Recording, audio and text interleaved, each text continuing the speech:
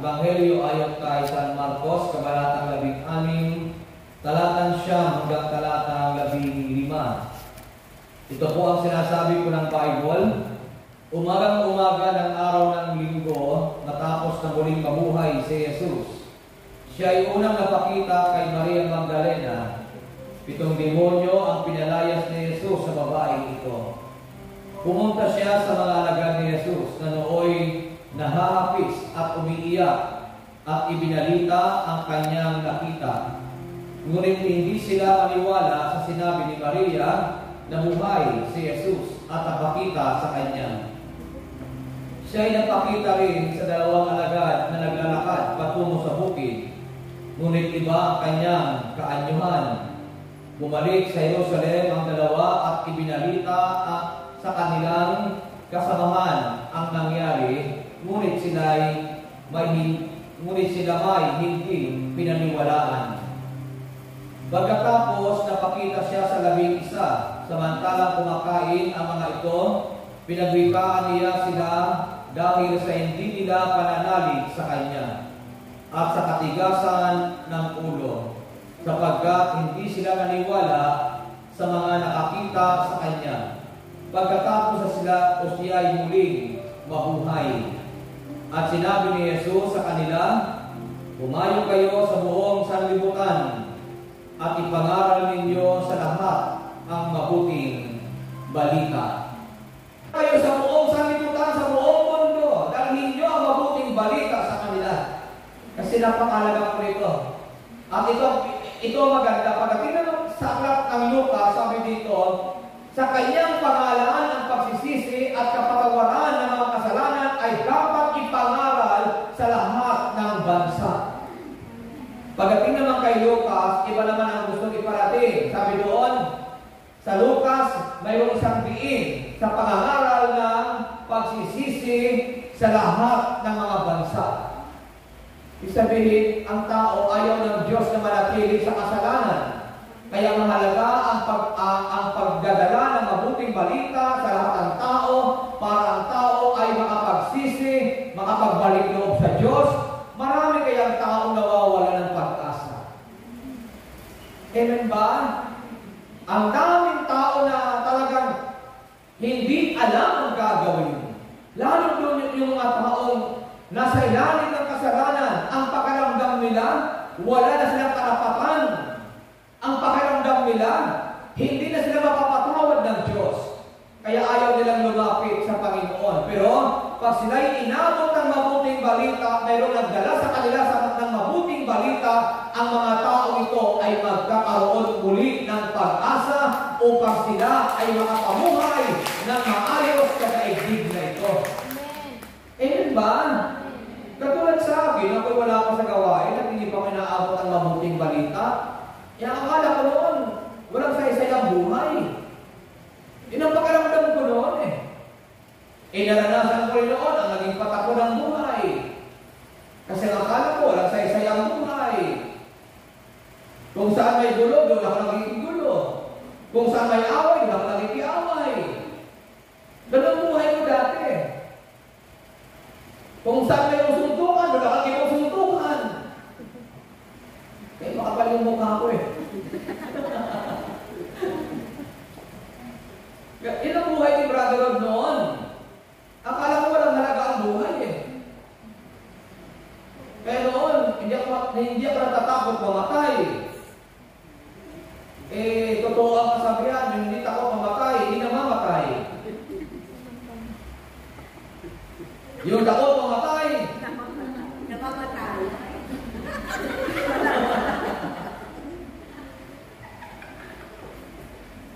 Kaya noon pa nakita ko na talagang may mission talaga, may mission ako kay Lord Kasi naranasan kong masagasaan ng sasakyan, pinulot ako ng driver sa lalim ng sasakyan.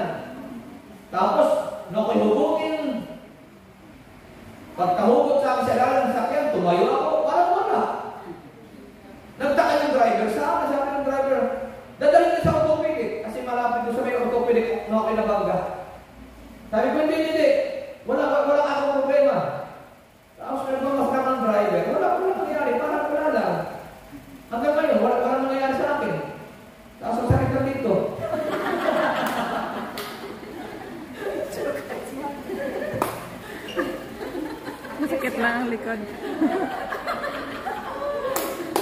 Gising ba ngayon? Ang dami na mga nakikinig sa akin, si Brother Rod talaga. Pero totoo lang, ang paano bata pa ako noon, siguro mga 16 years old. Kung ilang taon ako ngayon, nasa 50 plus na ako. Uy, matanda na ako, baka sabihin, bata pa ako. May edad na ako. Pero totoo lang, wala ko nararamdaman talaga na ako'y nasagasaan. Ako rin nagtakarin ako sa sarili ko eh. Kasi, nung makita ko yung sasakyan na talagang babangga sa akin, parang umikot lang ako, na hindi ko alam kung ano nangyari. Nung magising ako, hinuhugot ako ng driver sa ilalim ng sasakyan. Kaya sabi ko, iba talaga pag ang Diyos ang nag-iingat sa iyo. Amen! Kaya ba? Kaya napakalaga ng mabuting balita. Dahil natin yan sa lahat ng tao. Kasi nung abutin ako ng mabuting balita, yung dating buhay ni Brother Rod na patapon, walang halaga, nagkaroon ng halaga. Amen! Itong noon pa lang, hindi ako inabot ng mabuting balita, hindi sana ako nakarating ng mungkong. Pero nasa mabuting balita ang aking narinig, nagbago ang buhay ko. Nagkaroon ng halaga ang buhay ko. Minsan nga noon, tinitisting ko rin noon kasi narubalita ako, may nabapakamatay. Tinitisting ko rin na pigilan yung hininga ko, hindi ko humihinga. Parang biro-biro lang ha. Tayo ko, paano kayo mamatay? Parang gano'n. Tapos pinipigil ko yung hininga ko, parang tagal. Pagka medyo mapupugto na, hihinga na ako. Noon yun.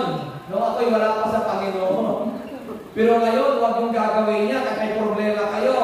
Huwag yung gagawin yan. Bakit? May nagpakamatay. Kaso hindi natuluyan. Sa nagbagsak, hospital.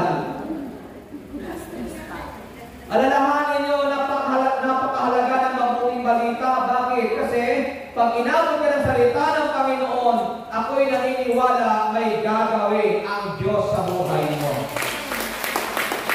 O sinong naniniwala may gagawin ang Diyos sa kanyang buhay? O iba kinakatalagi natin yan, may gagawin ng Diyos, may gagawin ng Diyos, may gagawin ng Diyos sa buhay mo. Alam niyo ba kata na yun? Amen. Sabi mo sa katabi mo, may gagawin ng Diyos. Sino naniniwala may gagawin ng Diyos sa kanyang buhay? Kaya huwag kayong lagi, huwag kayong nanulungkot. Pag inabot ka ng mabuting balita, lagi mong isipin, may gagawin ang Diyos sa buhay ko. Amen. Amen po. Amen. Sabi ng kadalawa, ihahayag ang kanyang kadakilaan, ihahayag ang kanyang kalwalhatian. Ano ba tulad no? O hindi nyo alam ano? Gising pa ba kayo? Sino nakakalam na sa inyo? Sino nakakalam? Alam nila yan. Alam nyo, katahin natin para masimulan ka. Kaya may chords na para sigurado. Okay, Father Jill. May gagawin ng Diyos. May gagawin ng Diyos sa buhay mo. May gagawin ng Diyos. May gagawin ng Diyos. May gagawin ng Diyos sa harapan ko.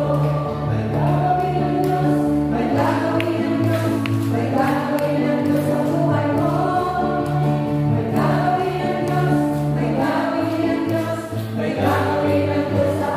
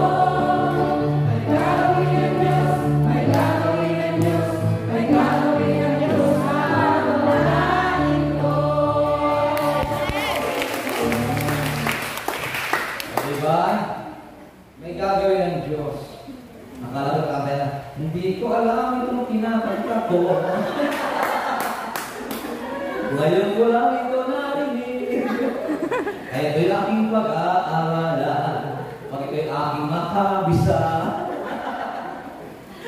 Okay ba kayo? Amen. O, palakpakan natin si Kailangan. Yung palakpakan si Kailangan. Okay. Bakit mahalaga na ipangaral ang mabuting balita? Bakit mahalaga ito? Sabi ko dito, ang mabuting balita ay makatutulong sa atin na makahanap ng kaligtasan at buhay na walang hanggan. Ang taong inaabot ng mabuting balita ay nakakahanap ng kaligtasan sa buhay. Kayo mga inaabot ng salita ng Panginoon, naliligtas. Amen ba? Kaya kayo mga inaabot ng mabuting balita, ang kilin nyo na, ligtas na kayo. Ligtas saan? Ligtas sa problema, ligtas sa gawa ng kaaway, na kahit medyo nakakaranas ng hindi maganda sa buhay, andyan lagi ang pag-iingat ni Yahweh El Shaddai. Purihin natin ang Panginoon. So ngayon, ano bang dahilan? Bakit kailangan ipangaral ang mabuting balita? Ano mga dahilan? So una, gusto ko mong dalhin kayo sa utos ng Panginoon. Kasi kanina narinig po natin ang salitang, kaya umayo kayo at gawin ninyong alagad ko ang lahat ng bansa. Sabi po ng Biblia. So, ang pagdadala ng mabuting balita, ito yung gagawin para matupad o tuparin ang dakilang utos ng ating Panginoon to fulfill the Great Commission. Para ito'y matupad, ito'y mangyari. Kasi kung walang maghahayag ng mabuting balita at walang magdadala nito sa tao, hindi masusunod ang utos ng Panginoon. Nasabi ni Jesus, humayo kayo at gawin niyo alagad ko ang lahat ng bansa. Tama ba? Kaya sabihin mo sa katabi mo, may mission ka. May mission ka. So, anong mission? Ha? Anong mission? Magdala kayo ng salita ng Diyos. At hindi kayo preacher.